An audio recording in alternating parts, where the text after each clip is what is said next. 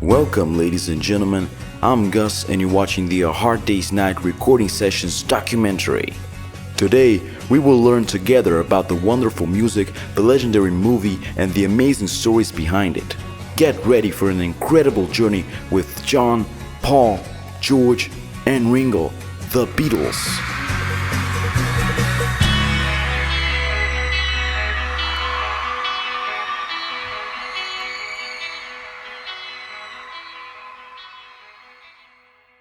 The mighty opening chord of A Hard Day's Night has a significance in Beatles lore matched only by the concluding E major of A Day in the Life, the two opening and closing the group's middle period of peak creativity.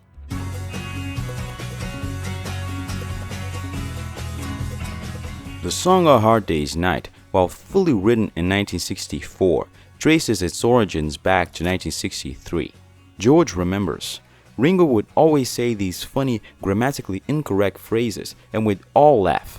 Paul adds, Ringo's malapropisms were delightful. He'd say things slightly wrong in a very lyrical, almost Lewis Carroll-like way. One notable instance was after a concert when Ringo said, "It's been a hard day's night." Paul recalls, John and I were like, "What? What did you just say?" Ringo replied, "I'm bloody knackered, man. It's been a hard day's night." I used to mix up my words. Once, after a long day and night, I said, "It's been a hard day," then realized it was night and added, "A hard day's night."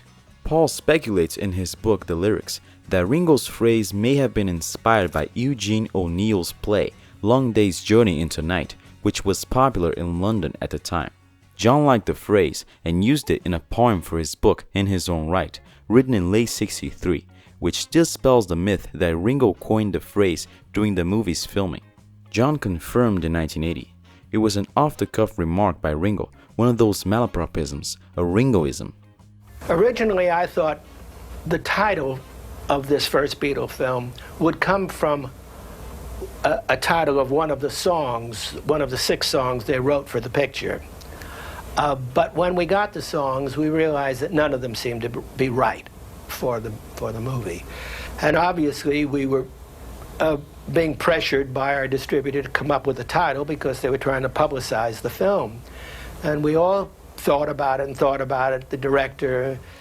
During a brainstorming session at Twickenham Studios, someone mentioned Ringo's phrase from the other day. Producer Bud Orenstein exclaimed, "We've got our title." Walter Shenson agreed, telling United Artists, "It's very provocative and sounds like a Beatles title." John adds, "On the way home, Dick Lesser decided to use that title. The next morning, I brought in the song." In the lyrics, Paul notes the title reflected their hectic lives, predominantly from John's perspective. I asked John Lennon if he and Paul would write a title song called A Hard Day's Night. And he said, "Well, where are we going to use it? We're all finished shooting most of the picture." And I said, "Well, we'll use it over the title sequence, which is going to be the 4 of you running away from your fans, and we need a nice, fast song to start the picture. And it will be called A Hard Day's Night." He said, "Well, what are the lyrics going to be like?" And I said, "John, you're the lyricist, you're the writer, I'm not. A hard day's night till I come home to you." He said, "Oh, that's terrible." I said, "Well, that's why you're the songwriter and I'm not." John and Paul played the new song for me the next day. It was a hit on demand, almost impossible, but one of their biggest hits ever. It seems a bit ridiculous writing a song called Hard Day's Night because it sounded funny at the time. A Hard Day's Night was the first Beatles track to earn the respect of serious listeners, breaking away from their mop-top image to showcase John's passionate soul. Even though it wasn't obvious at the time, it marked a turning point in the Beatles' artistic evolution. The song combines various influences, a cowboy gallop spurred by a Wilson Pickett cowbell, underscored by Buddy Holly's tom-toms, and a distinctive middle section, creating a sound that felt entirely original. The entire composition is written in the Mixolydian mode, an ancient vocal scale abandoned back at the dawn of the modern tonality in the 17th century, but preserved in British, Irish, and American folk song. Though cast in the familiar form of a love song, its real theme is work, the hard, earnest, exhausting labor that men must perform to survive. This shift from romantic themes to more profound topics became a hallmark of John's songwriting, even though it went completely against the grain of the Beatles' success. For once the boys went commercial, they adopted the policy of writing nothing but love songs aimed at the teeny bopper market. The first 100 songs by Lennon-McCartney deal exclusively with the theme of boy-girl love. While Paul seemed okay with this, it started to bother John by this point. The recording session for it on April 16th at EMI Studio 2 lasted only 3 hours. Journalist Maureen Cleave and director Richard Lester were present, along with George Martin and engineers Norman Smith and Geoff Emerick. Maureen Cleave helped finish the lyrics, suggesting changes. She recalls, "The song materialized as if by nothing, noting the unrehearsed state evident in Take 1, included in the Anthology 1 album, with Paul's mistakes and George's rough guitar solo. Richard Lester's presence in the studio also helped a lot." Geoff Emerick explains, "Lester insisted on a blockbuster opening, leading to John and George's crashing guitar chord." George Martin adds, "We wanted a strong start for the film and soundtrack. The strident guitar chord was perfect." Lester also suggested the song's dreamy fade-out to segue into the movie's first scene, which was implemented before the first recording attempt. George Martin's helping on film music. Yeah. So because this was the opening to this film, Beatles' first film, bang, we do the chord, but he's augmented it. You can see he's thinking film. Bang! Despite some stumbles, the Beatles performed it well. Emerick notes their improved professionalism, though Paul struggled with the bass part and bridge lyrics, and George stopped attempting the guitar solo for later overdubbing. All 4 Beatles played and sang simultaneously, a standard practice at the time. By take 9, with John and George Martin's approval, the song was completed despite Lester's request for another take being ignored by Martin. Shortly after his passing, an interviewer asked John's Aunt Mimi what her favorite John song was. Of all the songs that John composed and sang, was there a favorite one that you enjoyed? Well, I don't know. I think A Hard Day's Night's not so bad at the present time. I remember Brian getting very excited about the fact that the Beatles had been offered a movie. And of course he'd done a deal with United Artists, not for 1, but for 3, as a kind of package deal. And like quite a few of Brian's things, it wasn't all that great a deal. In fact, I believe the movie was made for less money than the first album of the Beatles created. When the Beatles were first told by Brian Epstein, "I can set up a movie for you," they didn't want to do it because they were looking at past track records of the movie business, and the whole standard of pop music on film was not good in the early 60s. They had no storylines at all. You would have a parade of guest artists coming on and performing, not even their hit singles, but a fairly bad single written specially for the soundtrack of the movie. So the press weren't at all moved by the fact that there was going to be a film made. We did have a lot of offers beforehand to make films. They wanted us to just be the group in the back or just pass through a film and just sing a couple of songs, but we didn't want that because we've never enjoyed that sort of film. So we waited until we had a reasonable offer, and then Walter Shenson, the producer, came along, and with Dick Lester, the director, and we liked them immediately, and they had good ideas, and we all got together, and they said they want a film that we'll enjoy making and we'll enjoy seeing in the end. And so we just waited until this offer came along, and we did that. We knew that in rock and roll you could get in a film, so we wanted to be in a film if at all possible, but we wanted to make a good one.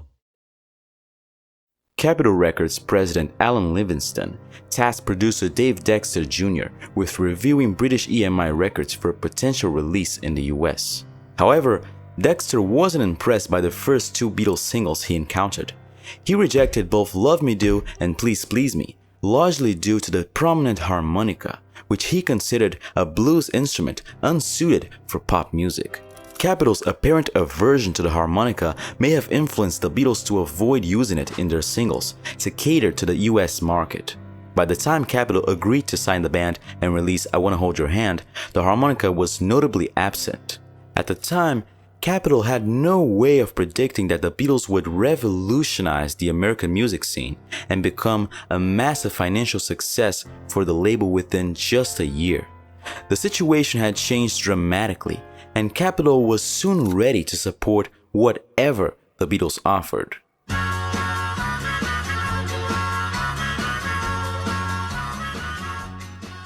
One clear example of their shift in attitude was with the song I Should Have Known Better. To promote the band's upcoming movie, Capitol wanted a song from the film's soundtrack as the B-side of a single. Out of the 5 possible tracks, they chose one where John prominently played the very blues instrument they had once dismissed. The first gimmick was the harmonica. There'd been Hey Baby, and there was a terrible thing called I Remember You in England by some I Remember You, trying to do harmonica. And I'd played a lot of harmonica, mouth organ really it was, when I was a child. So we did those numbers, and so we started using it on Love Me Do, you know. And just for arrangement, because we used to work out arrangements, and we just used it, you know. And then we stuck it on Please Please Me, and then we stuck it on From Me to You, like that, you know. It went on and on, it got into a gimmick, and then we dropped it. It got embarrassing, you know. I Should Have Known Better is a cheery pot boiler based on an imitation of Bob Dylan's huffing harmonica style. George remembers. One of the most memorable things of the trip to Paris for me was that we had a copy of Bob Dylan's Freewheeling album, which we played constantly. When they weren't doing shows or songwriting, they were listening to their newly acquired Dylan album. John discovered a fresh approach to the harmonica, drawing inspiration from Dylan. His folk-style huffing-puffing harmonica technique led him to write a song in this style. During this time, John adopted a Dylan-inspired look, wearing a similar hat as seen in the A Hard Day's Night film and on the cover of his book In His Own Right, and eventually using a harmonica brace during live performances. However, John later admitted that the lyrics were meaningless, and several recording attempts broke down due to his uncontrollable laughter caused by his harmonica playing. The lyrics remained close to the cliché, heavy romantic themes of earlier Lennon-McCartney songs. It wasn't until later that John began to write more emotionally expressive lyrics. The song originally had a different sound, starting with a more Dylan-esque harmonica intro and some guitar work from George at the end. However, as the recording sessions progressed, the arrangement evolved into the version we recognize today. On the 9th take, John chose to play his Gibson J160E acoustic guitar instead of the harmonica for the first time. This take became the final version of the song, though they continued refining it until they reached take 22, which included double-tracking John's vocals and overdubbing the harmonica. This allowed parts of the song to feature both John's vocals and harmonica simultaneously. An orchestrated version of the song conducted by George Martin appears on the American version of the soundtrack album. The mono and stereo versions also have slightly different harmonica introductions.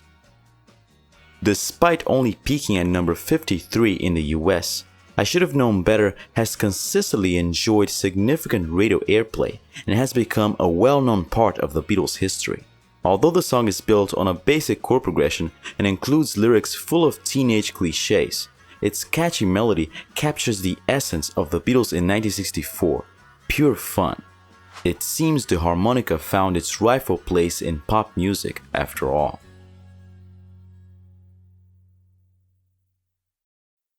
After he crashed, I stopped listening to him. I didn't listen to Nashville Skyline anyway.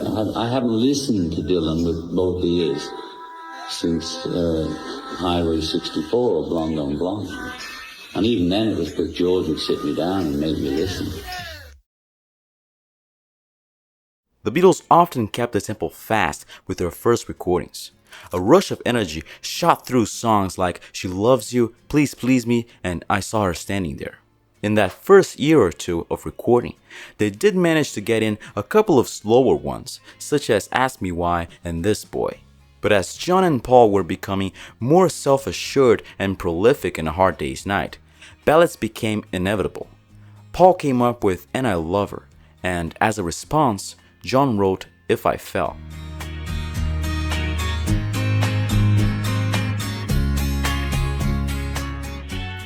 People forget that John wrote some pretty nice ballads, Paul once said. People tend to think of him as an acerbic wit, and aggressive and abrasive, but he did have a very warm side to him, which he didn't like to show too much in case he got rejected. That was my first attempt at a ballad proper. John once remembered about the writing of If I Fell. That was the precursor to In My Life. It has the same chord sequence as In My Life. D and D minor and E minor, those kinds of things. It shows that I wrote sentimental love ballads, silly love songs, way back when. There was a period when I thought, I don't write melodies, I just write straight shouting rock and roll. Paul wrote melodies and I didn't. But of course, when I go back in my own song things to In My Life, or I can't think of some early attempts at melodies, This Boy, or any sort of early Beatles stuff, of course I was writing melodic music in quotes with the best of them. Paul then cleared up the songwriting credit for this song.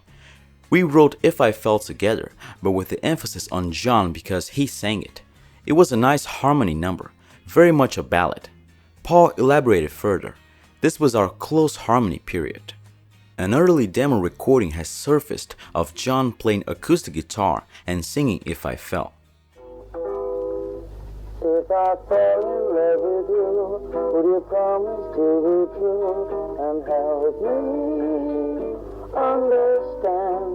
'Cause I've been in love before, and I found that love was more than just holding hands. Paul hints at a possible influence in a 1984 interview. We did a few songs, This Boy, If I Fell, Yes It Is, in the same vein, which were kind of like The Foremost, an English vocal group, but not really. The Foremost were a four-piece Liverpool group that had their beginnings around the same time as the Beatles, even premiering at the Cavern Club about 3 weeks before the Beatles did. February 27th, the third day in a row of recording in EMI Studio 2 for their first motion picture, was a very productive one. The morning session finally brought Paul's And I Love Her to completion. The second session, which ran from 2:30 to 5:30, saw the song If I Fell from beginning to end as well. This 3-hour session consisted of 15 takes of the song, with all the Beatles on their usual instruments and singing simultaneously. John and Paul shared a single microphone for their Everly Brothers-like close harmonies. The song did evolve as the takes went on, such as Ringo's heavier drum sound, suggested by producer George Martin, starting from take 3. 2 of the changes began at take 11, which were John's punchy acoustic guitar introduction and George's distinctive 12-string guitar run at the end of the song. Take 15 ended up being the best one, though it wasn't a perfect take. Paul's voice cracked on the word vein to the point that this extremely high note actually cut off. This was easily fixed by double-tracking another vocal part as an overdub for that part of the song. Through the mixing stage, George Martin decided to keep John's vocal in the introduction single-tracked to create an intimate feel. When Paul's vocals begin with the first verse, John's double-track vocals kick in and remain intact for the remainder of the song. Structurally, If I Fell features an early manifestation of the mature intricacies that would consume the Lennon-McCartney catalog in later years. William Mann of the London Times stated back in '63, "One gets the impression that they think simultaneously of harmony and melody, so firmly are the tonic major 7ths and 9ths built into their tunes." Although this article was written in advance of If I Fell, this song is arguably the best example of what William Mann was talking about. When you listen to the melody lines that John and Paul individually sing in this song, you'll notice that they interweave each other throughout, jumping, diving, and even singing unison in strategic places. I was a big fan of the preamble in the early days, which you find in lots of 50s songs, Paul reveals. One song I wrote a little after Please Please Me was my best attempt at a preamble, If I Fell. If I fell in love with you, would you promise to be true? Then after the line, just holding hands, the song properly gets going. That's it, everyone. John and Paul must have been especially proud of this song, being that it was included quite prominently in their live shows throughout '64. Since the decision was made early on that none of the Beatles would have a girlfriend in the film A Hard Day's Night, which made them appear more accessible to female fans, they had to come up with a way to fit this love song into the film. The premise the writers came up with was for John to sing it to Ringo. We're in the TV studio and Ringo is supposed to be sulking a bit, Paul remembers. John starts joking with him and then sings the song as though we're singing it to him. We got fits of the giggles just doing it. Leave them drums alone. Oh, surely I could just have a little touch. You so much as breathe heavy on them and I'm out on strike. Aren't you being rather arbitrary? There you go, hiding behind a smokescreen of bourgeois cliches. I don't go messing about with your earphones, do I? Spoil sport. Well? He's very fussy about his drums, you know. They loom large in his legend. What's up? Oh, he's sulking again. I'll show him. In view of Paul's credentials as a melodist, it's worth noting that 3 of the Beatles' most romantic early songs, This Boy, If I Fell and Yes It Is, were mainly written by John. It's significant that all are close harmony numbers, confirming that his melodism was more linked to his choice of chords than Paul's. While one can imagine Paul arriving at many of his tunes independently, only afterwards going to a guitar or piano to work out the chords, John's melodies feel their way through their harmonies in the style of a sleepwalker. George Martin recalls that he conceived of writing songs as doing little bits and then you join up. A Hard Day's Night, an LP written largely by John, offers the richest harvest of implied harmonies of any single Beatles collection.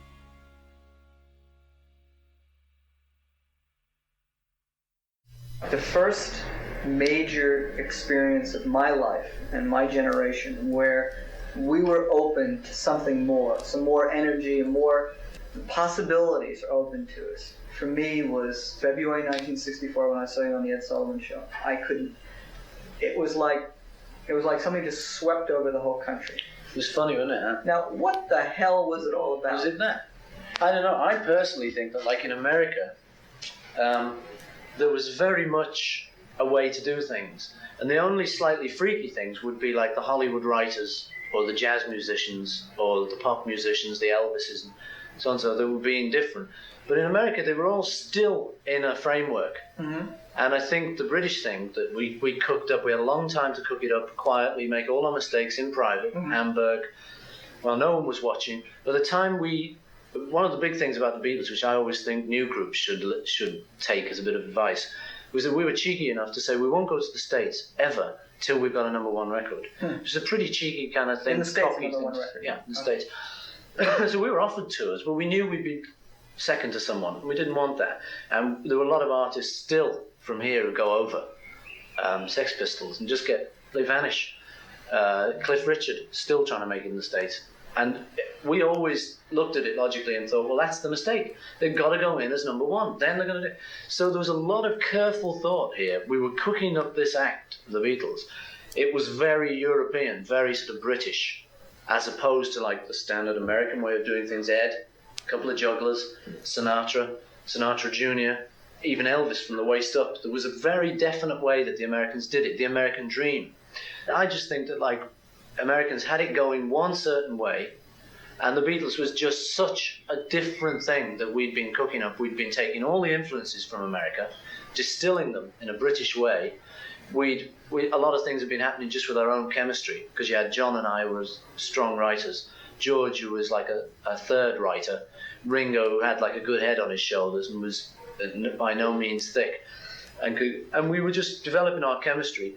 We put in a lot of work. Hamburg used to work 8 hours a day, which most bands never worked that hard. We literally worked 8 hours a day, and it was a full factory day.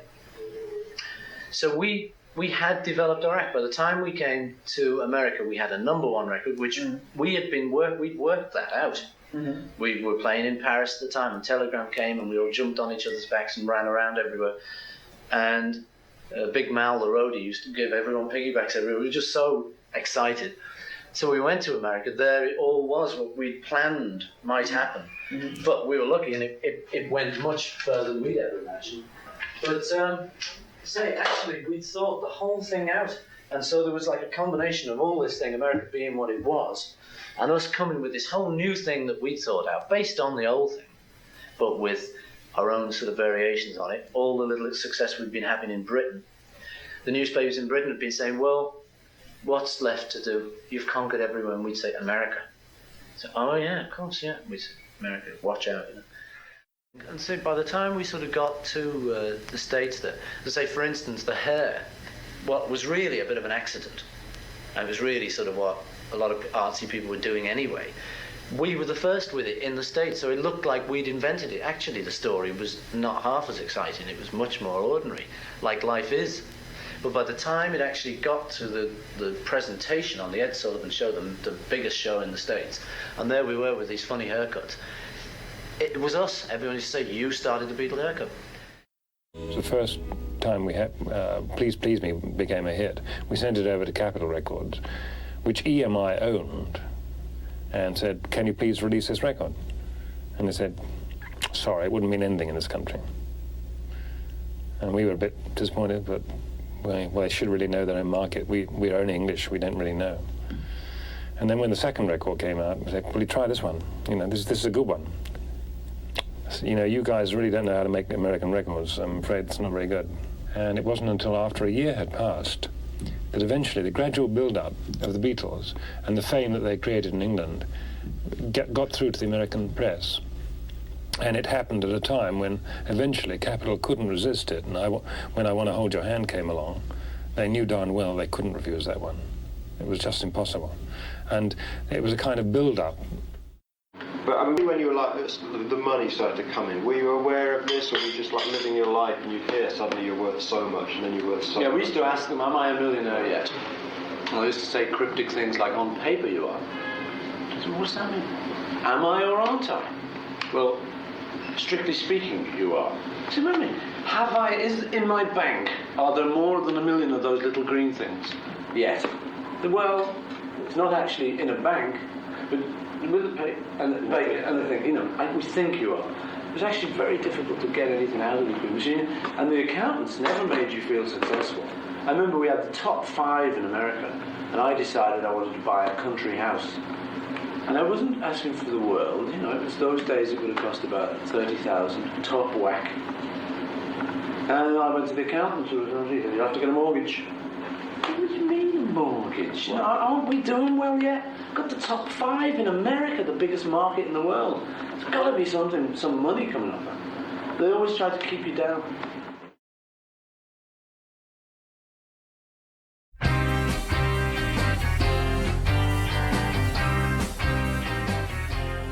I'm Happy Just to Dance With You was written by John and Paul for George, the repeated notes of his verse being there to accommodate George's limited range. I had this sort of thing in my head and I wrote it and just gave it to George to sing. Thought it would be a good vehicle for him because it only had 3 notes and he wasn't the best singer in the world. He's improved a lot since then. But those days his singing ability was very poor because he hadn't had the opportunity, and B, he concentrated more on guitar playing than writing songs and singing. So I wrote that sort of not for him as I was writing it, but as soon as I'd written it, I thought, he could do this. While the lyrics may be perceived as shallow, the musicianship was not. In fact, this fast-paced roller coaster ride of a song skids its way through turn after turn with an incredible amount of chord changes and melody lines until it finally leaves us breathless at the final resolving chord. And all this in just under 2 minutes. At this time, George was still just developing as a songwriter, writing only 1 track worthy of a Beatles album, Don't Bother Me. He was in the process of writing another song entitled You Know What to Do, but since that one wasn't too great, John and Paul wrote one for him. George confessed, "It will probably take me about 3 months before I finish one song. I'm so lazy it's ridiculous." It was a bit of a formula song, Paul elaborated. We wouldn't have actually wanted to sing it because it was a bit... The ones that pandered to the fans in truth were our least favorite songs, but they were good. They were good for the time. John and Paul had both moved past writing lyrics for songs targeted at young female fans. However, somewhere in February 1964, they returned to this technique for one of the last times in their career. in order to crank out another song required for the film and to provide George one to sing. On March 1st, the boys met in EMI Studio 2 for a 3.5-hour recording session to finish up the songs for potential inclusion in their first film. This session saw 3 songs through from start to finish, although the second 2 songs recorded on this day, Long Tall Sally and I Call Your Name, ended up not making it into the movie, instead being held over for release later. I'm Happy Just to Dance With You did have a brief performance history in 1964. Other than the mime sequence for the song in the film, their brief British tour in the fall of '64 also featured the song as the spotlight for George in the setlist. Since this was the last time that Lennon and McCartney had to supply a song for George to sing, they could now breathe a little easier. George stepped up his songwriting game from '65 on, submitting 2 songs for both albums released that year, so he never was at any loss for new material.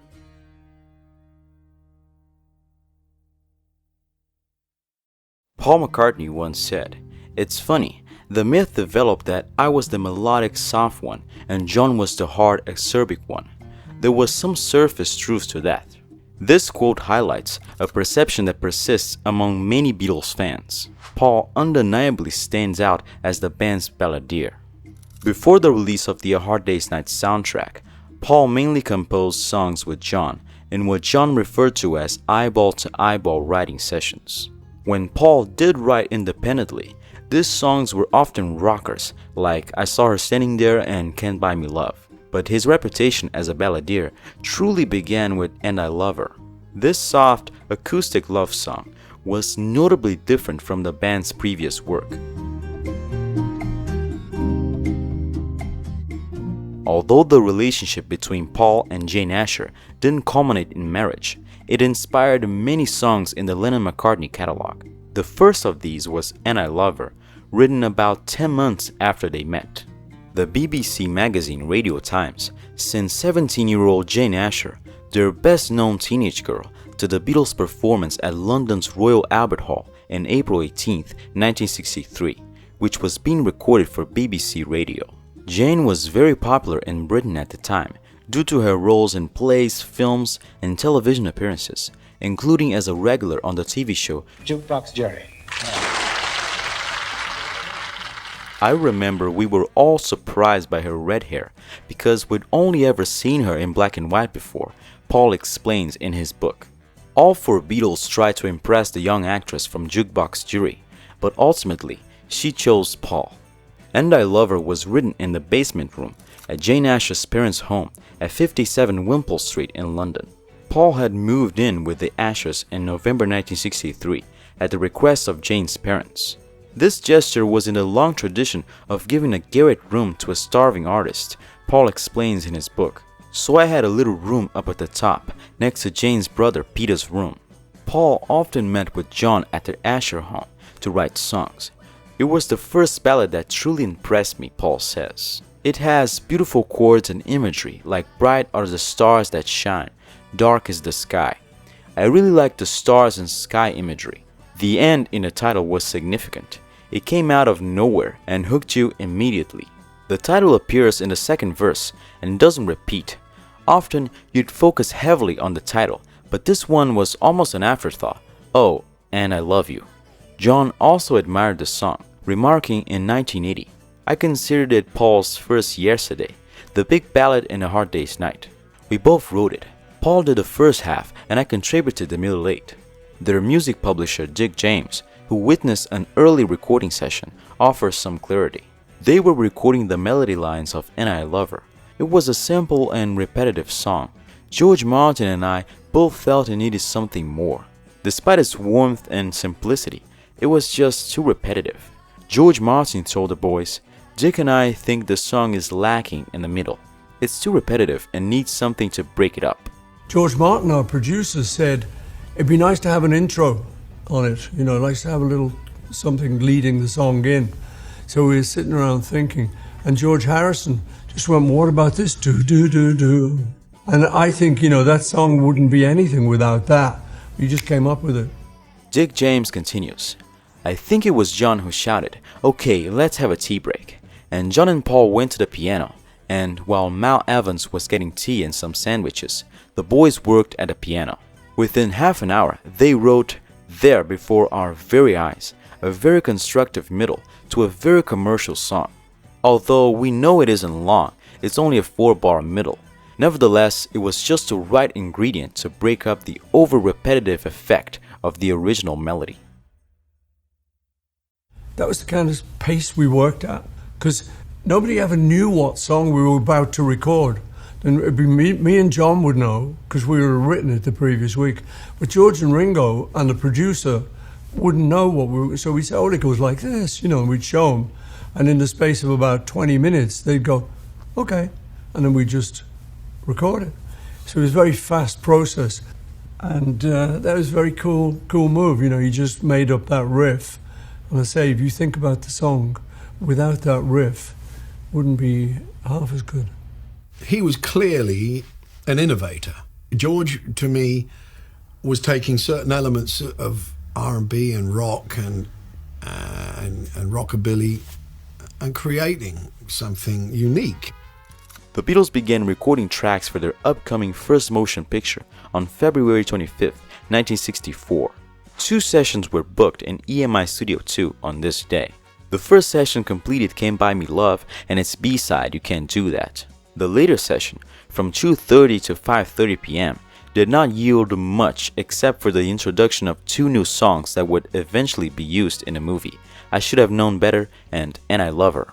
During this session, 2 takes of And I Love Her were attempted, with only one making it to the end. This early version of the song was quite different from the final version, featuring their typical guitar, bass and drums format. A suitable ending had not been worked out yet. Paul explains, George Martin was inspired to add a chord modulation in the solo of the song, a key change that he knew would be musically very interesting. We shifted the chord progression to start with G minor instead of F sharp minor, so up a semitone. I think George Martin's classical training told him it would be a really interesting change, and it is. This sort of help is what started to make the Beatles stuff better than that of other songwriters. They likely felt they could keep working out the arrangement in the studio, but it wasn't feeling right, so they left it for the next day. The following day, the Beatles returned to EMI Studio 2 to work on the 2 songs left over from the previous session. They recorded another 17 takes from take 3 through 19, during which the song evolved into its final arrangement. Midway through the sessions, Ringo switched from playing drums to bongos.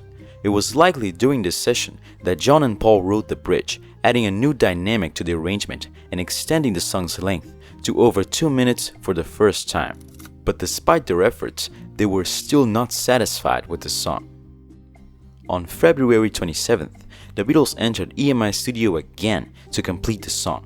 Paul notes, in this song, the contributions from the 2 Georges, George Harrison with the intro and George Martin with the key change into the solo, added significant musical strength. We were telling people we're a bit more musical than the average bear. The song, which is in F major or D minor, ends up on a bright D major chord, providing a lovely, pleasing resolution. I was very proud of that. With the song's signature riff in place, only 2 takes were needed during the first session to complete it. This simple yet stirring and gentle ballad marks the first time Lennon and McCartney showcased the variety they could bring to a single album. They would later become known for their highs and lows and peaks and valleys on albums, like the range of genres on the White Album, from Helter Skelter to Blackbird to Honey Pie. While earlier, songs like A Taste of Honey and Till There Was You hinted at this range, they were cover songs. And I Love Her demonstrated their ability to achieve this diversity with their own material. Thus begins the magic of the McCartney ballad. The balance between the melody and lyrics makes this one of the best songs Paul has ever written, and one he has justifiably remained proud of to this day. Brian would ring us up, Brian Epstein, he'd say, you're in the studio next week, you've got a week off. We'd go, yes! He'd say, but you've got to write the album. We'd go, yes! So we just, each day we'd write a song, so we kind of have 7 or so songs to go in with, which was, enough to start with. When we got together in the studio, whoever had written the song would be the kind of boss in leading the other guys through it. Paul and John being the songwriters, and at that stage George wasn't showing himself to be a songwriter. They were the dominant forces. George and Ringo were slightly behind Paul and John because Paul and John were the writers and the lead singers. I guess George was a kind of a loner, really, because he was outside the team that were providing the hits. John and Paul had each other to play against, and their collaboration was much more of a competition than a collaboration, really. One would do something and the other one would say, gosh, I think I can do better than that, and try and make something better. Many have speculated that the Beatles' remarkable longevity was partly due to the optimistic themes in their songs. If you actually pay attention though, the message is not always positive. At first listen, Tell Me Why sounds like a catchy rock song with all the elements of a classic Beatles tune. But if you pay close attention to the words, you discover that the song really shows a man complaining to his girl about the pain they're causing.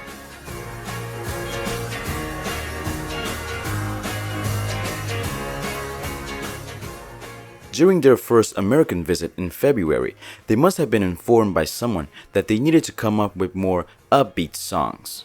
They wanted another upbeat song, John said, and I just knocked it off. It was like a black girl group New York song. With regards to the song's inspiration, it's easy to hear the black girl group sound throughout the track.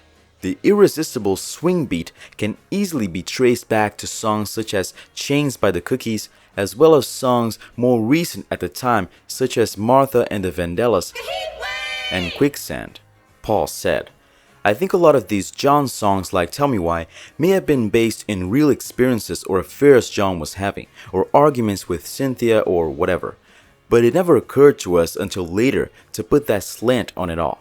The song was part of the studio performance sequence in the A Hard Day's Night movie, which was filmed at the Scala Theatre, London on March 31st. That marks the only time the song was ever performed in front of a live audience, which consisted of 350 paid actors, one of whom was a young Phil Collins.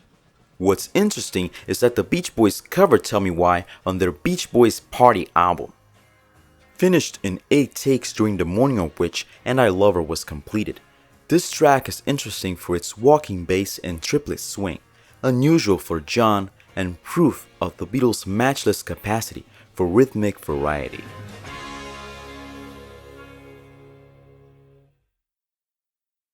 If I could live inside the world of any film, it was going to be A Hard Day's Night, Richard Lester and the Beatles, black and white, because it is filled with joy, one moment to the next. The newness and the freshness of the Beatles as of 1964. This is something else incredibly glamorous about traveling by train and the excitement of a television show that everybody wants to see, as well as the friendship that was exemplified by these 4 guys who just seemed to be having the greatest time of their lives, doing what they naturally love to do. It remains the most joyful movie I've ever seen. I met him when I was working at the Buckingham Palace party back in 2002. McCartney came up with Heather Mills, and I had a first edition of The Beatles by Hunter Davies. And I said, hey, Paul, do you mind signing this for me?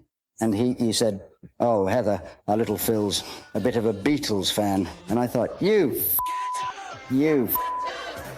And I never, ever forgot it. Capitol Records couldn't wait to issue their much-anticipated follow-up to the phenomenally popular I Wanna Hold Your Hand. Many other record labels, like VJ and MGM, released singles by February 1964, attempting to cash in on the success of the Beatles, for which they had recently obtained exclusive rights in the US. Despite being limited to that label, their Canadian counterpart, Capitol of Canada, was making waves in America with releases like Roll Over Beethoven, which was even being considered for the follow-up single. Producer George Martin stepped in to express his ideas to Capitol Records as soon as he learned about this, feeling that Roll Over Beethoven did not accurately capture the Beatles' current sound. Martin informed Capitol that it would be well worth waiting just a few short weeks for the tapes of 2 new songs, You Can't Do That and Can't Buy Me Love.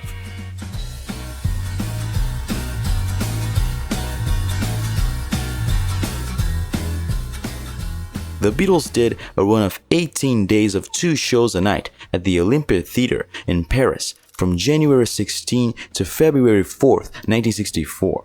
They slept at the opulent George V Hotel after the demanding performance schedule. This song was written on a piano in the George V Hotel in Paris, Paul says. The hotel was near the Champs-Élysées, and we had suites big enough to have a piano brought up. The idea is that all these material possessions are well and good, but money can't buy you what you really need. The irony here is that just before Paris, we've been in Florida, where, if not love, money certainly could buy you a lot of what you wanted. But the premise stands, I think. Money can't buy you a happy family or friends you can trust. Can't Buy Me Love is my attempt to try in a bluesy mode. It was a very hooky song. Actually, the song was written exclusively for A Hard Day's Night soundtrack. While staying at the George V Hotel, Paul also penned 1 and 1 is 2, which was given to the Strangers. Regarding John's contribution to the song, he said in '72, John and Paul, but mainly Paul. But in 1980 he said, that's Paul completely. Maybe I had something to do with the chorus, but I don't know. I always considered it his song. We recorded it in France as I recall, Paul remembers. I went over to the Odeon in Paris. I recorded it over there. What Paul was referring to was the EMI Pathé Marconi Studios in Paris, where they met on January 29, 1964, for the only recording session of their career outside of London. The intention of this late morning or afternoon session was to record German language versions of 2 of their previous hit songs, namely I Wanna Hold Your Hand and She Loves You. Having accomplished this, they had approximately an hour of studio time left, so they jumped into something they were really excited about, Can't Buy Me Love. To get a good version of the song down and ready for overdubs, only 4 takes were needed. That's when George Martin took a happy song and made it better. I thought that we really needed a tag for the song's ending, and a tag for the beginning, a kind of intro, George Martin explained. So I took the first few lines of the chorus and changed the ending, and said, let's just have these lines, and by altering the end of the second phrase, we can get back into the verse pretty quickly. And they said, that's not a bad idea, we'll do it that way. Removing John and George's background vocals during the verses was another improvement. George Harrison did a guitar solo for this take, but it was thought to be poor and deserving of an overdub. Having spent most of February touring America, the Beatles' next recording opportunity came on February 25th. On this day, they went to EMI Studio 2 to do some overdubs. Paul recorded his vocals twice, while Ringo added more percussion over the top of the first take. Then, George recorded a new guitar solo again, but there was a small issue. George explains, we took the tapes back to England to do some work on them. I once read something that tries to analyze Can't Buy Me Love, talking about the double-track guitar, and saying that it's not very good because you can hear the original one. Then there's the phantom drummer aspect of this track, which we'll clarify quickly. In the Complete Beatles Chronicle by Mark Lewison, an interesting finding about this mixing session is revealed. An intriguing document that was discovered in EMI in 1991 suggests that in relation to Can't Buy Me Love, a drummer took part in this session. This can only imply that there was an overdub from someone other than Ringo. Lewison continues, he was paid a musicians union session fee, but his name was not detailed on the document. This answers one question that has long puzzled fans, why the drumming on this song's stereo mix is slightly different from the mono mix. But it also raises a new question regarding the drummer's identity. Ringo's Hard Day's Night shooting schedule would seem to suggest that he had little, if any, opportunity to visit EMI on this day. Jeff Emmerich's book, Here, There and Everywhere, sheds some light that reveals the identity of this mysterious drummer. Perhaps because it had been spooled incorrectly, the tape had a ripple in it, resulting in the loss of treble on Ringo's hi-hat cymbal. There was tremendous time pressure to get the track mixed and delivered to the pressing plant, and because of touring commitments, the Beatles themselves were unavailable, so George and Norman took it upon themselves to make a little artistic adjustment. As I eagerly moved into the engineer's seat for the first time, Norman headed down into the studio to overdub a hastily set up hi-hat onto a few bars of the song, while I recorded him, simultaneously doing a 2-track to 2-track dub. Thanks to Norman Smith's considerable skills as a drummer, the repair was made quickly and seamlessly, and I doubt even the Beatles themselves ever realized that their performance had been augmented. Dick Lester knew exactly how big of an impression Can't Buy Me Love would make. In 1980, John said, "I wrote I'll Cry Instead for A Hard Day's Night, but Dick Lester didn't even want it. He resurrected Can't Buy Me Love for that sequence instead." On March 28th, Can't Buy Me Love debuted at number 27 on the Billboard Hot 100, but the following week it shot straight to the top. Since no artist had ever gone straight from outside the top 20 to number 1 on the charts previously, this broke the record for the largest jump ever. This record stood for 38 years. Can't Buy Me Love broke yet another record by becoming the Beatles' third consecutive number 1 song after I Wanna Hold Your Hand and She Loves You. And when you write music, which you do a great deal with John Lennon and so on, you write it very much and marvellously in the current idiom. Do you feel that later on, when you move into another period, say in 5 years' time, you'll be writing in the same idiom or different? Will you change with the times? Well, I think the point is that the tunes that we write aren't in any idiom. Idiot. They are. It's just, I think it's just the arrangements, like the arrangements of today. For instance, From Me to You, you know, it could be done as a sort of old ragtime tune, especially the middle eight. And so, you know, we're not writing the tunes in any particular idiom. So, in fact, in 5 years' time, we may arrange the tunes differently, but we probably write the same old rubbish. And how do you judge a good song when you've written it? By what?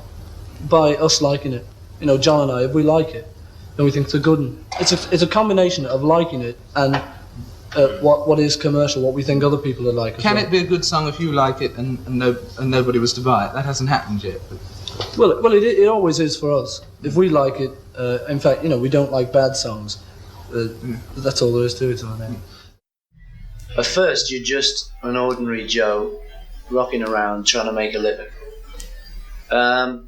Then you get famous, you get your first hit, and people ask you for your autograph, and you love it. There's nothing you want more than to do any amount of autographs. You know, you want them, I'll do them. Right. And you love it. That kind of wears off after about 3 or 4 years. You just suddenly start to think, wait a minute, what am I bloody signing for you for? You know, so. And I've come through another phase now, just thinking, oh yeah, it's okay again. So I've been like in and out of that phase. And fame's the same thing. I remember thinking at one time I've come to some kind of point of no return, where no matter even now if I say I don't want to be famous anymore, I'll be like Brigitte Bardot, where she'll be a recluse, but still very famous, or Charlie Chaplin. They want to get away from it. And I remember thinking, oh, well, that's no use, because, you know, they're going to be after me even more. So those kind of things do come in. I think it's a very weird thing, fame. The interesting thing for me is that the only people who can ever write about it or ever get near to even explaining it most often don't want to, because it's the people who are famous themselves rather than the analysts or the commentators on it. Because the commentators can't quite get behind that mask until they're famous commentators, and even then it's still not the same. It's still a different thing. So there is a very weird kind of double-edged sword to fame. The first song to be tried on the last day of recording for A Hard Day's Night, John's Anytime at All, was so new it had no bridge yet. Such was the climate of the Beatles' hectic schedule of 1964. After all, there were concerts to perform, movies to make, interviews, appointments to keep, radio shows to record, and TV shows to film, not to mention recording deadlines to fill. The Beatles were forced to arrive at the recording studio with partially completed songs and continue working on them while the red light was on.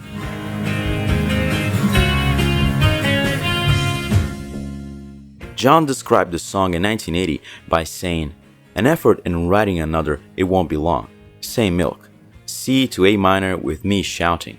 The Beatles entered EMI Studio 2 on June 2nd to start work on the last 3 songs needed for the A Hard Day's Night album. While in the studio, they recorded 7 takes of Anytime at All, but were then convinced that it needed something more. They proceeded with recording other songs, and during a 90-minute break came up with an instrumental section for the song. This section is highlighted by an intricate passage on piano, which is played by Paul. This may very well indicate that Paul had at least a slight hand in the composition. Double-tracking John's vocal was not an afterthought, as may have been the case with other songs. As probably noticed by George Martin, they realized that going from the 6th to the 7th measure of each verse, there wasn't enough time for John to end one phrase and begin the next without it sounding awkward. To make it work, John would omit the first few words of the second phrase, knowing he'd fill in the gaps when he overdubbed his vocals. For instance, on the rhythm track of the second verse, he would sing, "There is nothing I won't do, shoulder to cry on." Then when the overdub was recorded, he started with the line, "When you need a shoulder to cry on," to create the full picture. The same trick was repeated on Julia from the White Album.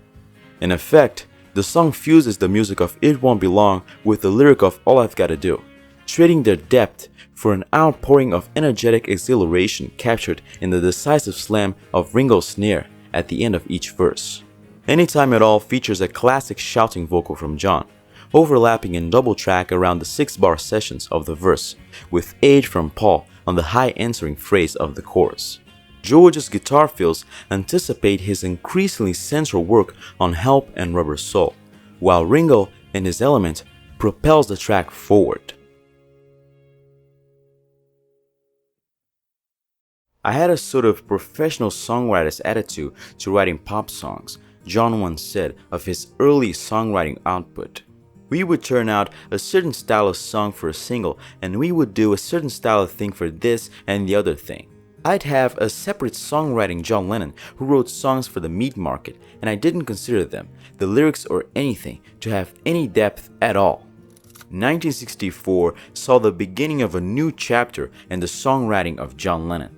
Previously, as witnessed in songs like From Me to You and I Wanna Hold Your Hand, there was a superficiality in the lyrics that was quite apparent. A superficial expression of romance was enough for their teen fans, while it was the musicality that attracted Britain's attention. A noticeable shift in lyrical direction began after their first exposure to the music of Bob Dylan.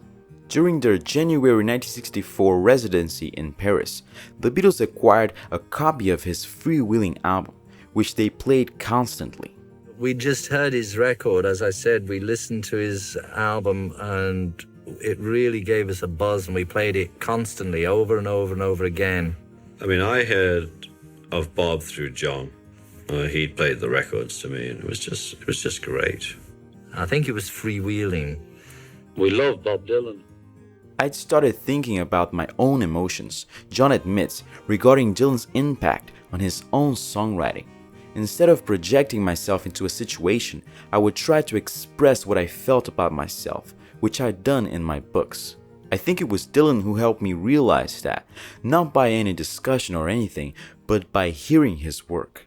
When it came to the writing of I'll Cry Instead, the outpour of personal emotions, from anger and self-pity to embarrassment and retaliation, is convincingly portrayed as never before.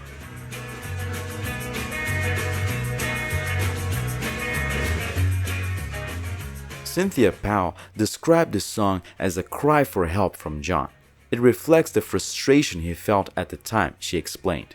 He was the idol of millions, but the freedom and fun of the early days had gone.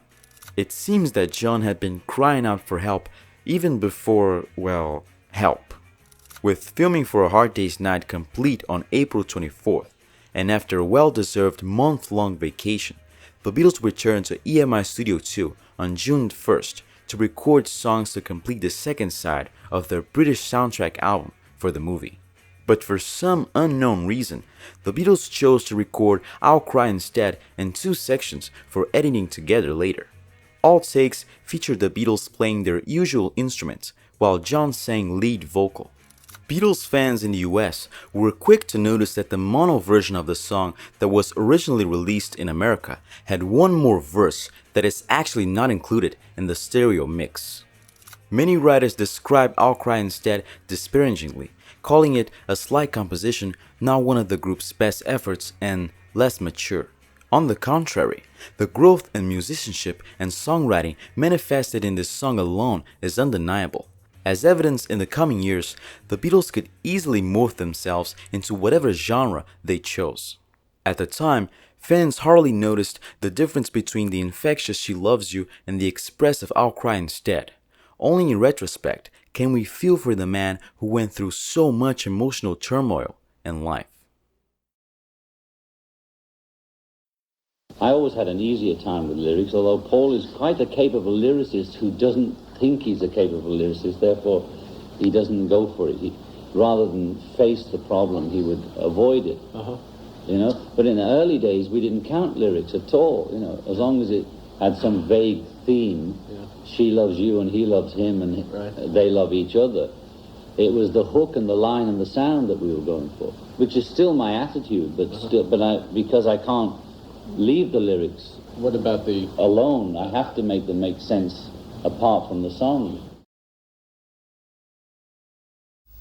Are there any British singers who are popular in the French pop parade? Yes, we know very well Cliff Richard. You like him, do you? I like him very, very much, and but we don't know very well the Beatles. We have heard from the Beatles. We know that they have a great success in England, and we will see them in Paris at the Olympia in 1 week. I will go. I've never heard them on the stage, on record. Yes, but that sort of sound they make, is that popular in France? The sound, yes. The song, the record "She Loves You" is popular in France, I think.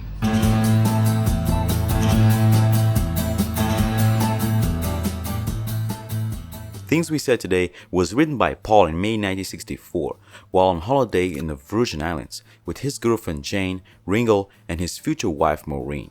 Paul explains, I remember writing Things We Said Today in one of the cabins below deck one afternoon on my acoustic guitar. That particular day on the boat, I started with an A minor chord, A minor to E minor to A minor, which gave me a sort of folksy, whimsical world. And then in the middle, on Me, I'm Just a Lucky Kind, it goes to the major and gets hopeful. The thing I always loved and still love about writing a song is that at the end of 2 or 3 hours, I have a newborn baby to show everyone. I want to show it to the world, and the world at that moment was the people on the boat. It was a slightly nostalgic thing already, a future nostalgia. We'll remember the things we said today sometime in the future. So the song projects itself into the future, and then it's nostalgic about the moment we're living in now, which is quite a good trick. It was a sophisticated little tune. The track is uncharacteristic in its ominous mood and the obsessive horizontal pull to the tonic in its melody. John, whose style it resembles more than Paul's, particularly liked this song. The somber lyric, provoked by the frustrating interruptions of a relationship between two career people, matches the lowering gloom of the music. Similar to that of George's Don't Bother Me, this stormy atmosphere is made more compelling by the relentless agitation of John's whip-crack guitar against Ringo's crisp snare. To this driving performance was added a second Paul vocal, part unison, part harmony, plus tambourine and piano on the bridge. Its mixture of ease and effectiveness meant that the song became part of their act during '64. Things We Said Today? That's Paul's version. When I said we both wrote songs around those chords, I think that's his version of the A minor. The A minor, G. I'm not sure if he uses all those chords. Good song. Fillers are called fillers for a reason, right? When you're a songwriter and you're making an album, you can't always have bangers on every track. You don't write If I Fells or And I Love Hers every Tuesday, so sometimes you gotta write something hacky to fill in the gaps. Well, just because you write a filler doesn't mean it has to be bad or unimaginative. Lennon and McCartney have always been very vocal about which of their compositions were hack songs, but neither of them described When I Get Home with those words. Filler, sure, but a good one at that.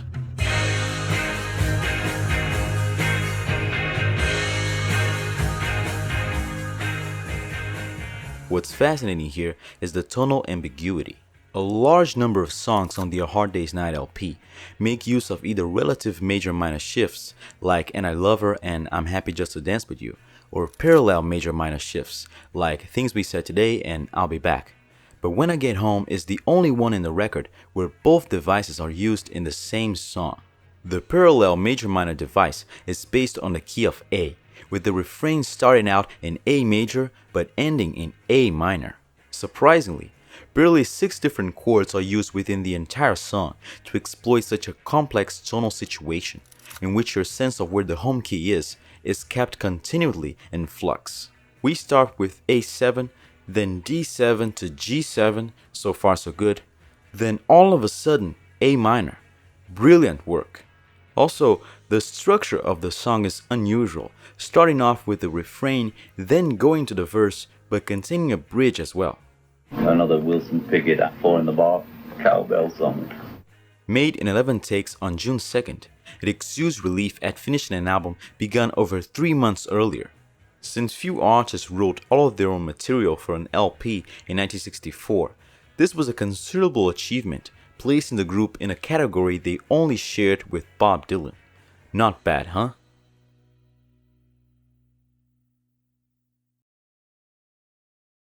Returning to London a week after recording Can't Buy Me Love, the Beatles paused for a day before flying to New York for a brief round of TV and concert engagements to consolidate the success of I Wanna Hold Your Hand.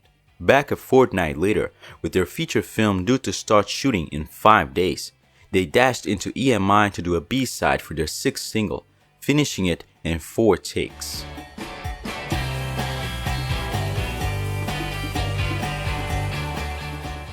You can't do that? That's me doing Wilson Pickett. Consciously you sit down, I want to do Wilson Pickett for all these people? No, I mean, I hear a Wilson Pickett or a sound on a record, and I want to make one of those, you know, with the cowbell going 4 in the bar and the chord change going ding or whatever. Yeah. Just under the influence of it. Yeah. It's nothing like Wilson Pickett, and unless I mentioned it, nobody in a million years could probably get it. But I remember thinking, this is our Wilson Pickett, you know. Yeah. There's no horns on it or anything like that. It's Willie Mitchell kind of, you know, that simple. Yeah. Like its A-side, You Can Do That is a blues with a contrasting 8-bar section, this time giving a bitter pentatonic twist. Written by John, the song is punchily aggressive, leaning towards outright dissonance in its arpeggio guitar riff and equipped with frankly autobiographical lyrics. John later recalled it as written under the influence of Wilson Pickett. Pickett, though, was then an obscure singer, a year away from his first hit in The Midnight Hour, which is presumably what John was referring to.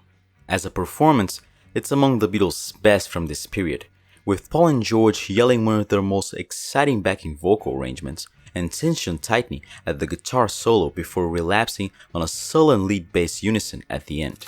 Not surprisingly, it was taken into the Beatles' act during 1964. The paranoid possessiveness of You Can Do That marks him personal in more ways than one. Paul and I enjoyed writing the music for the film, but there were times when we honestly thought we'd never get time to write all the material, John said in '64. You Can Do That was the first Beatles song to feature a 12-string guitar, the introductory and concluding guitar riff being written by George in the studio on that day. When once asked by musician Tom Petty how he came up with this riff, George responded, "I was just sitting there in the studio and thought, I've got to do something." This is the second time in those sessions where George suddenly came up with the memorable riff on the spot. A decision was made to include backing vocals from Paul and George, so by take 9, which ended up being the keeper, all 3 vocalists were singing live on this basic recording. Onto this they performed 3 overdubs, Paul playing cowbell throughout the song, Ringo playing bongos, and John double-tracking his vocals during the bridges. The track's theme of jealousy was further developed in other Lennon compositions such as Run for Your Life and Jealous Guy, and when asked during a 1964 interview which Beatles song George liked most, he proclaimed, "I like You Can Do That personally."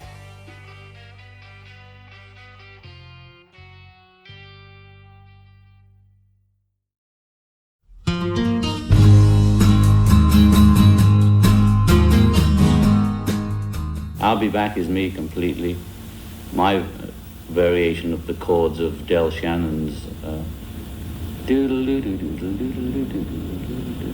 only remember the organ part, and whatever, A minor down to G, down to F, down to E. Paul wrote one, and I wrote one. Mine was I'll Be Back. While John claims I'll Be Back is his song completely, Paul remembers. I'll Be Back was co-written, but it was largely John's idea. John and Paul always disagreed over who did what, so it's up to you to decide. This fascinating Lennon song, probably written during his holiday in May, occupied the evening session on June 1st. A personal favorite of his, it was based on the descending chords of Del Shannon's Runaway, though loosely enough to be unnoticeable except to other guitarists.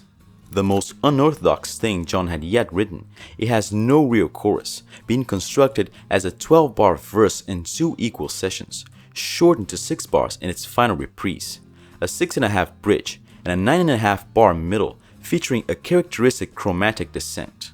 Despite all this, and as so often with John's more bewildering constructions, the whole rings totally true, being his deepest emotional expression to date. John is harmonized by Paul in shifting major and minor thirds, resolving on a Picardy third at the end of the first and second verses. As a whole, this is one of the most concise and integrated songs the Beatles have so far created. Fading away in tonal ambiguity at the end of A Hard Day's Night, it was a surprisingly downbeat farewell and a token of coming maturity.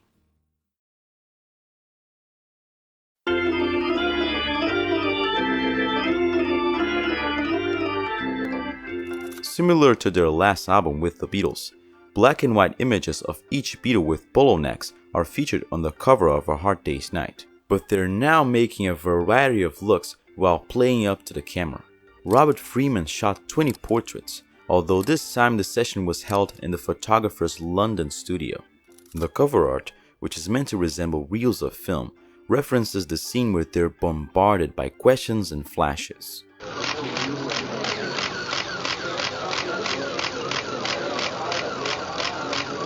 Tell me, how did you find America? Turn left to Greenland.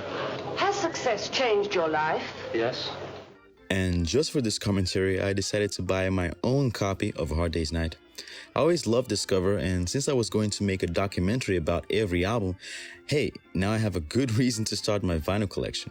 This is the Brazilian version of A Hard Day's Night, called Os Reis do Yeah Yeah Yeah, The Kings of Yeah Yeah Yeah in Portuguese. It has the same cover art as the British version, but it features red, just like the American version. It says here P 1974, so I think this was released in 74. Very cool. And this is Christopher Cook, a fan of the channel, with his A Hard Day's Night. I asked fans at the last minute to send me a nice photo with the cover on their WhatsApp group, and Christopher sent this lovely photo. The cover is iconic not just for its design, but for how it captures the essence of the band at the height of Beatlemania. What makes this cover particularly memorable is its dynamic nature. Together, these photos form a collage that reflects the personalities of each Beatle. The simplicity of the design, combined with the expressive nature of the images, has helped to cement this album cover as one of the most memorable of the 60s.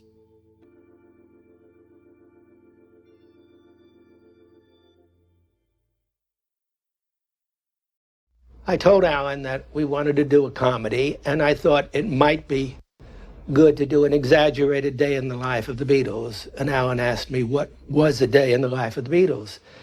And I said, I haven't a clue, but if you go up to Dublin, move in with them, they were performing there in the theater, and come back and tell us. We went right from the hotel, woof, straight to a press reception, straight to the theater, and at no time were they actually allowed to enjoy what was supposed to be success. When Alan came back, he said basically the Beatles were prisoners of their success. And I thought, God, this goes on every day of their life. And if one could compress this feeling of claustrophobia, there's a price to pay for that sort of success. A Hard Day's Night, which the Beatles began shooting as soon as they got back to England, was conceived neither as a regular feature film nor even as an exploitation flick. Strange to say, this much admired comedy, often exhibited today in art cinemas, started off as a scam, a ploy designed to enable United Artists to get its hands on a Beatles album.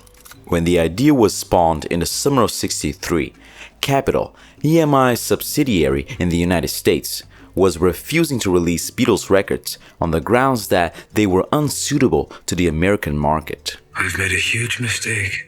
UA's executives in Britain, who enjoyed a much better vantage point, were convinced that the day was fast coming when the Beatles would break big in the States. So they proposed signing the Beatles to a 3-picture contract that would automatically entail 3 soundtrack albums. Nobody ever dreamed, even in his most golden slumbers, what riches would flow from this simple suggestion. For with A Hard Day's Night, United Artists got not only the best Beatles album to date, but an enormously popular film, brought in for under $500,000.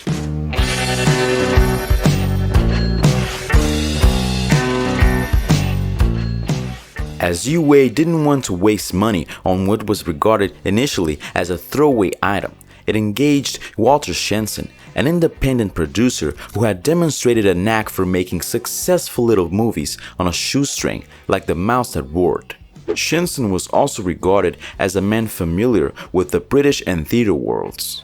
The producer recalled, United Artists approached me and asked me if I'd make a film for them. And I thought they had a script or a book or something. And I said, what have you got? And they said, well, we want to make a movie with the Beatles. I said, sure, I'd be happy to. So they introduced me to Brian, and I guess he thought I was okay. And next thing I do, I had to meet the Beatles. Well, the first meeting I had with him, Brian Epstein was supposed to bring them to my office in London, and he showed up on time, but the Beatles, they didn't come. Brian came, and he apologized. He said, I'm afraid we'll have to do it some other time, but they're over at EMI Studios at Abbey Road in on a session that another group that Brian had managed, so I have to go over there to meet them. So I said, well, can I go with you? And he said, certainly. So we jumped in a taxi, and he said, well, let's stop by their apartment here in London first. And sure enough, they all came down looking for a taxi. So they jumped into our taxi, and you know, London taxis are only for 4, so there's 6 of us in there. And I thought I was in the middle of a Marx Brothers movie. Every time the taxi stopped, they'd grab all the newspapers that had Beatle headlines, which they did. And I asked the Beatles, when could we start filming? And John opened up his little diary, and he said, well, we're going to the Bahamas for a holiday. And then in February, he said, we're going to go to your country. We're going to go to New York and do something called the Ed Sullivan Show. And I said, well, that'll be fine. While you're in the Bahamas, write at least 6 new songs for our picture. And John said, well, what's the film about? And I said, I don't know. We haven't got a writer yet. And he said, well, what kind of songs do we write? And I said, Beatles songs. I don't know, 2 up-tempo, 2 ballads. I don't know, write 6 new Beatles songs. And John said, you have a director in mind? I said, yes, another American over here named Richard Lester. And he said, what has he done?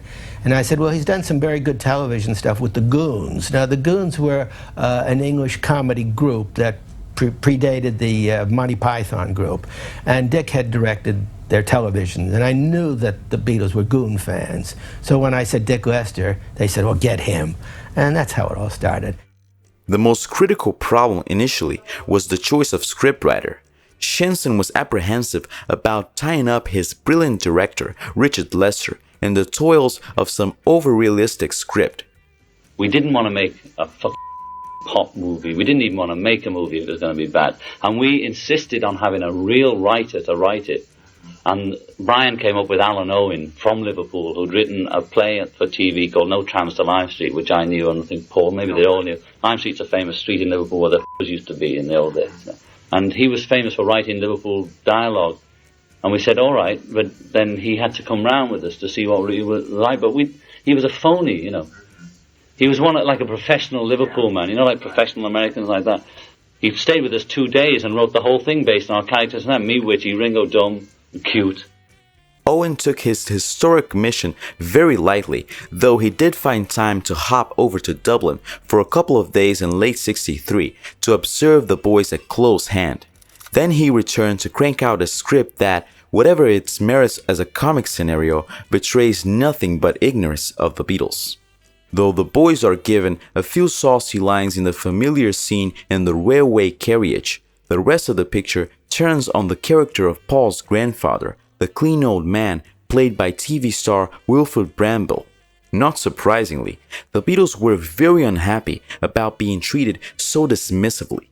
We were a bit infuriated by the glibness of it, and the of the dialogue, And we were always trying to get it more realistic, even with Dick and all that, and make the camera work more realistic, but they wouldn't have it, They didn't dare voice their complaints to the American movie makers, but their beefs did come to the ears of Alan Owen at Swinging London's favorite hangout, the legendary Ad-Lib Club.